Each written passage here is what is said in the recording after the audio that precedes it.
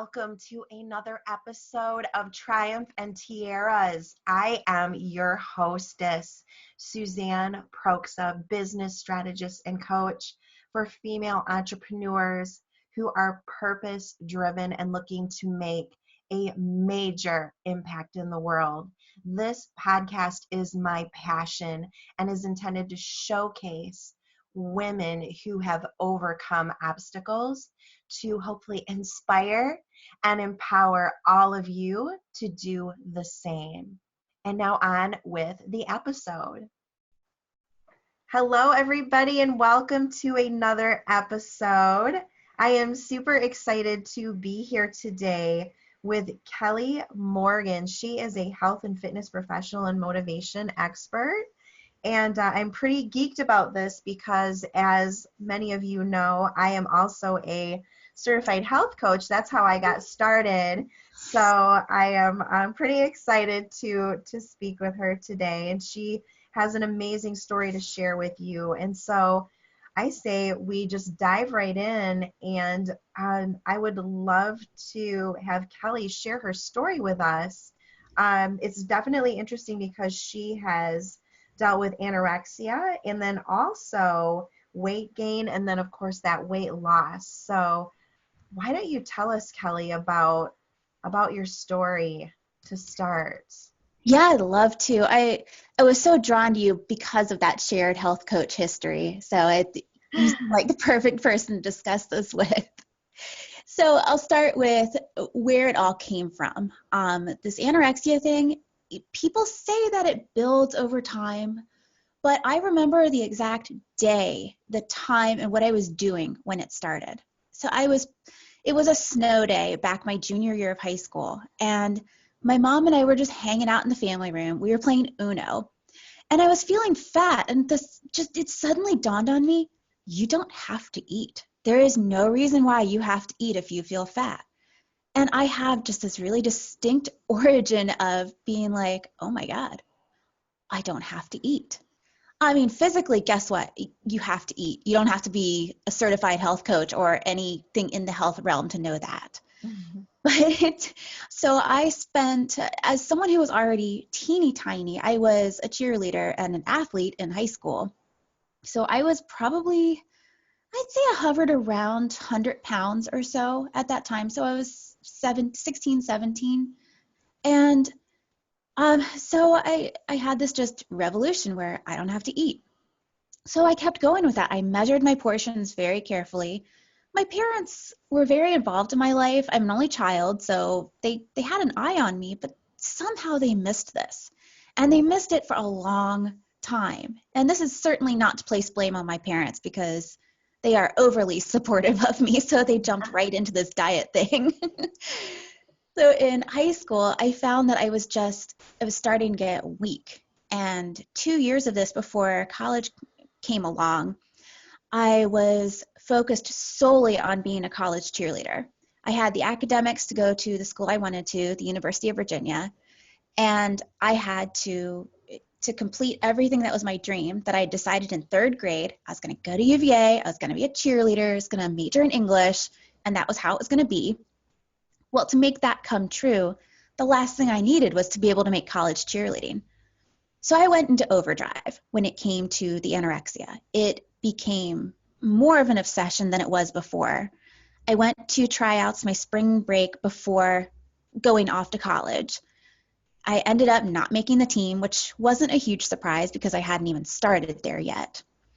So I got to school in the fall, tried out again, made the cheerleading team, and suddenly the sense of panic and perfectionism just took over my life. I was off on my own for the first time and being able to feed myself with my own decisions for the first time. So I just cut everything I could out. And any college sport, no matter what you're doing, from cheerleading to football to baseball, you have extremely hard conditioning and workouts. So I found myself too exhausted to get through these. By the end of my first year of college and my only year cheerleading, I was so sick that my parents had to come down to Charlottesville, where school is. It's in Central Virginia. It's about a 2-hour hike to come down for this. So my parents came down and we got a hotel room, the three of us, and my parents nursed me back to health with Pedialyte because they knew I would refuse to eat food. So we went through this. I went to cheerleading tryouts during this time. Shocker, the coach had gotten wind that I was extremely ill and I was cut from the team. So after that first year of college, my parents said to me, okay, we've been real patient with you. We've seen firsthand what you're doing. If you want to go back to school next year, you are going for counseling over the summer. So of course I wanted to go back to school next year, of course. And I went for counseling, was not open to it. I pretty much just sat there and listened and did what I was supposed to do. Ate what I could get away with to make my parents happy while I was at home with them. Went back to school and went back to my old behaviors. And it took a long time. It took the rest of college, really, to get rid of that behavior completely. And let me tell you, when you are so focused on your calories, your portion size, what you look like, when all logic would tell you that someone who is nearing adulthood and under 100 pounds, they've probably lost enough weight, it makes life real hard.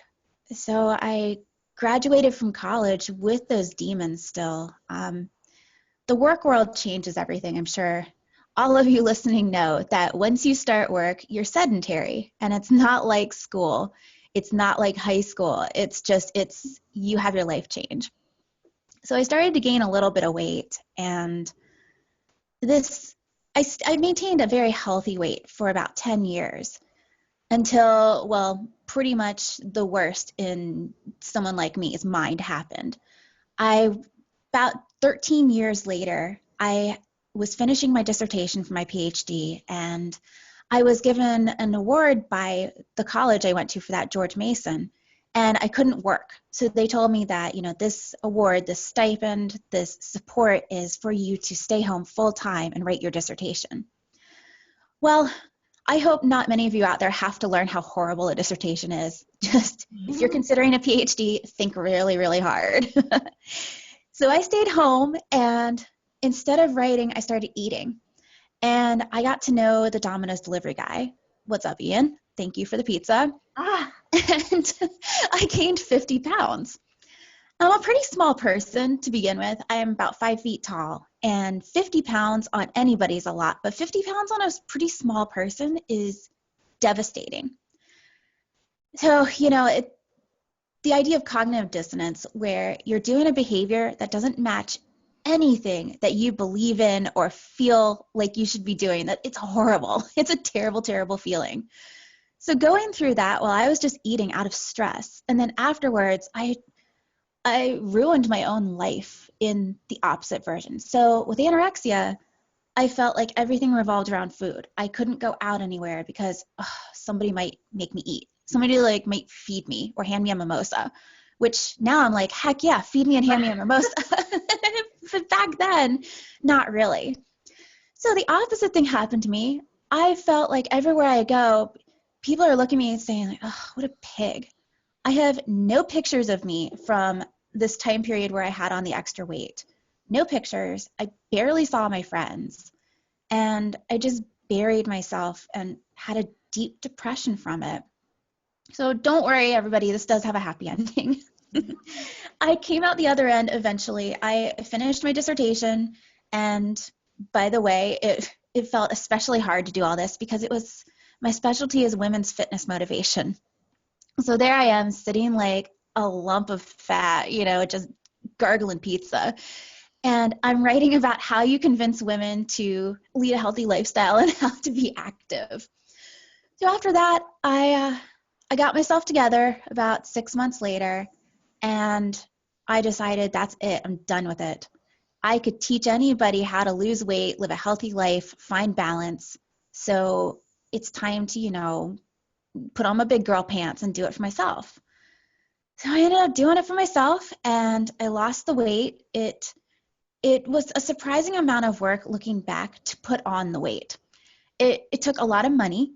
It took a lot of pizza and a lot of effort to put on that weight. And it took about the same amount of effort to take off the weight too. But I have to tell you, now that I've finally found a balance in those extremes and have put aside just like everything has to be perfect, everything has to be recorded in my food journal to a T. I can't go out unless I look perfect or everybody's going to judge me. Once I finally could put that aside, I was able to lose the weight. I was able to get where now, now I'm perfectly fine putting myself out there. Here I am. So that's what happened. And I came out the other end, and I would be lying if I said that there weren't still those thoughts of, God, I'm fat. God, I look terrible. But fortunately, logic has taken over since then. And I can say, Kelly, come on. That is ridiculous. You look fine. Sometimes you even look good. So I just never want anybody to feel those extremes that I did. I pretty much have dedicated my life to making sure nobody ever feels like that. I want to take a bullet for everybody. I don't want you to do that too. So that's So my story. yeah, so I mean, it's amazing that you went through both extremes, and I'm curious, what steps did you take to go through that healing process for anybody who's listening who's going through something that like what you've gone through, what would your advice be to them? What steps did you take? First of all, nobody should ever be afraid of therapy. Therapy is a godsend. And I had gotten myself in a deep enough hole that I needed to go. If you don't feel like you're comfortable with therapy, or it's not something that you really are desiring to do, finding someone to talk to, or journaling, or finding some way to at least get your thoughts out on paper or get them out into the world and say to yourself, does that sound logical? If somebody said that to me, would I just say, yeah, that sounds about right? Or would you say, what the heck are you thinking?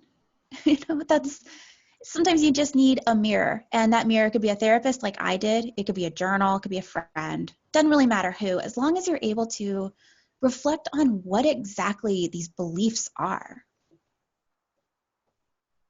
Excellent. So you mentioned, and it's even mentioned in the title, getting away from perfectionism. And I tell you, I mean, this applies in so many different areas of life.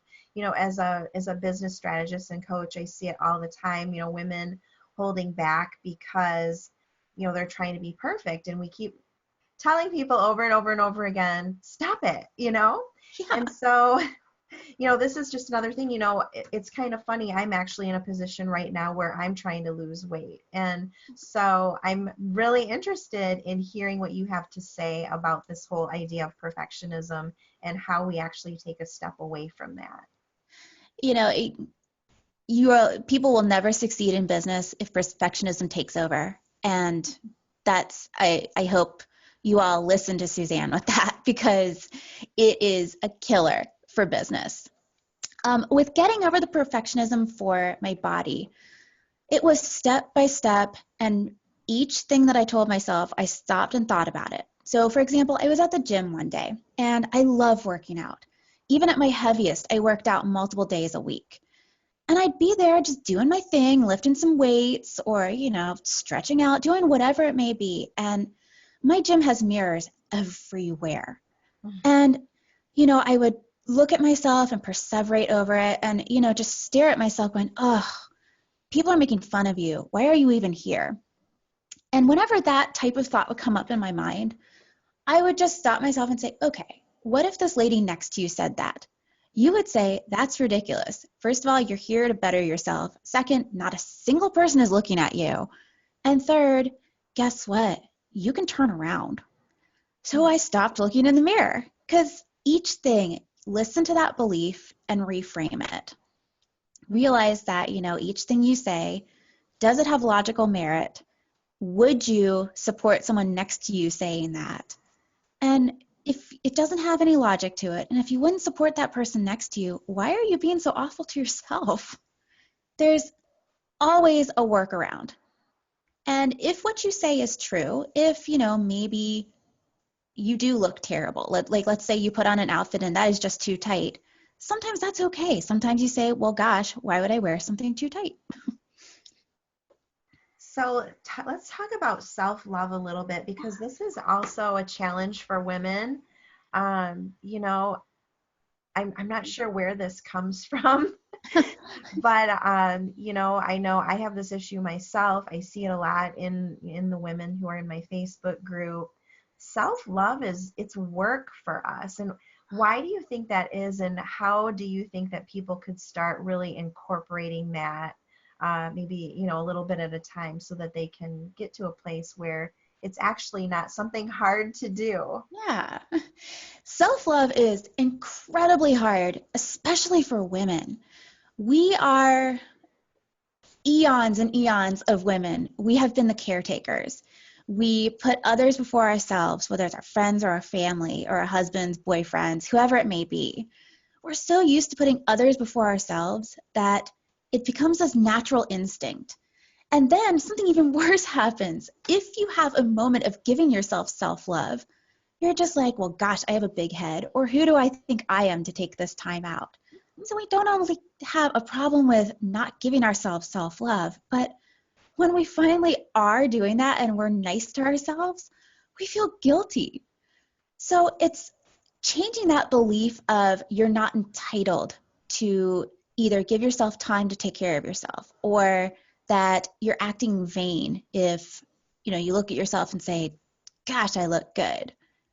And making sure we have that time to actually focus on what we need physically, psychologically, spiritually. Unless we give ourselves that time, we're going to keep silencing that girl inside us who says, hello, recognize me, love me. Awesome. So maybe trying to verbalize this here. So, I mean, is there maybe a routine or something that we could do, maybe that we could try on a daily basis to maybe help us head down that path? Sure, I think there are a couple ways you could do it. Um, I like to do a little bit of a morning scan. So I get up and I think about, maybe there are some ways you won the genetic lottery. Maybe you're really smart, or you have great hair, or you're like aging in reverse. Maybe there's something just truly genetically wonderful about you. Then maybe there's some accomplishments you've had. We have all accomplished something. You're not going to be a total loser in everything you do. There's something that you're proud of, no matter how little it may be. And you can reach back to you taught your little sister multiplication tables. For as silly as that sounds, it's something you've accomplished. So thinking of, how am I uniquely great? And then, as you get ready, if you're going to perseverate over how you look in the mirror, well, just don't look. For goodness sake, if you're going to stop yourself and do that, just don't look until you're ready to look at yourself objectively. And some other things you can do are exercise. I know we all knew I was going to pitch that at some point here, but exercise is really great for self-esteem, not only for the physical part, but the endorphins it releases. It shows you that you can reach goals, even if it's you made it 20 minutes on the treadmill without dying. You did it. So exercise tends to be a great way for us to exhibit self-love and see what we can do. They're also allowing yourself to relax. We don't allow ourselves to relax, especially the go-getters out there on your podcast listeners, in your Facebook group. Certainly all the ladies in my life, bunch of go-getters who feel like slowing down shows that they're failures. So loving yourself sometimes means slowing down too. Are you talking to me perchance? I might be. All right. Well, Kelly, I mean, you have an amazing story, and I know that dealing with anorexia and with weight gain and thing are, those are some of the most painful things for women to deal with. And I'm wondering, is that something that you work with women on perchance? I do. Not specifically anorexia. I'm not that kind of doctor. I'm the PhD kind. But what I do like to help women find is really like, say you want to lose weight. Let's pick a real common goal. Before we even get to that, how much weight are you going to lose? How are you going to do it? I like to walk women through a process of, okay, so why would I want to change it? What is actually going to be better day to day? If this goal happens, what changes? And then back it up a little bit. And if there were a perfect world, let's say you woke up and money and time were no issue, what would your life be like? So we try to fit in these goals with what would your ideal life be like? And often I find that the weight loss is for something else. So trying to go to extremes for the sake of weight loss, a lot of times it would actually be eliminating stress or, maybe losing a few pounds, but it's not really about the weight loss. So when I am helping women, and usually I do this through my courses, my workbooks, any of my limited in-person that I do with people, it's the same process where you try to get down to what is the most efficient way to do this that is livable and it's not some extreme. The extremes are where we find failure because we can't live like that. And I try to move women more toward the balance and moderation so they don't have to suffer that. I love that because I know, like for me, for instance, my weight loss goals right now, when I entered that into my beloved app, it told me I needed 1,000 calorie deficit every day. Oh, that's doable. Uh-huh. Well, I mean, with exercise, it actually has Sure. been doable without missing out on nutrients and stuff. But I think that that is very important work, and I think that finding that balance is definitely critical because if you don't, it's my opinion is it's a surefire way for it not to work out. Amen. Yeah. And, sometimes you just feel better if, stick with the idea of weight loss. A lot of times you feel better with just 5 pounds off, and then you can start to build your confidence. So a Hmm. lot of these goals are even way too lofty. Yeah, definitely. So, if people would like to find you and learn more about you and how to work with you, how do they go about doing that? Oh, well, I geek out over my website. It's my Awesome. favorite thing to play with. So you can find me at my company website. It's www.tsirona.com, and Tsirona is spelled Tsirona. And I've made a little special something for your listeners. It's kind of a way to put the brakes on perfectionism. So they can find that at tsirona.com/triumph. Awesome. I love free gifts. Everybody Yay, loves free. free gifts. Yes. Fantastic. Well, do you have any little tidbit that you would like to leave the audience with before we end the show today? Absolutely. This is an old analogy, but I want y'all to think about when you're on an airplane, how even though your instinct, especially ladies out there, your instinct is to, if the oxygen masks drop, help the child next to you, help the elderly lady next to you, help everybody in the whole plane, and then, oh yeah, you. I want you to give yourself permission to think of you first. Because if you don't put on that oxygen mask, if you don't find your sanity and your balance, you can't build a business. You can't help your family. You can't be a great partner or mom, sister, whatever you're trying to do, which is, I'm sure, juggling a million things at once. Remember that perfect does not exist. No matter how much we try to chase it, the thing about being perfect is that the goalposts keep moving. So allow yourself to take care of you. Allow yourself to keep doing what is good enough and then fix your good enough because you might find some satisfaction right there at good enough. I absolutely love that. I am somebody who can take that advice today. Who, you Thank really? you very much. I think I'm going to learn more from these podcasts than anybody else, I swear. Well, thank you so much for being on today. It was an absolute pleasure, and thank you for sharing your story. I hope that it inspires others and lets them know that they're not alone in these feelings and that it can be overcome.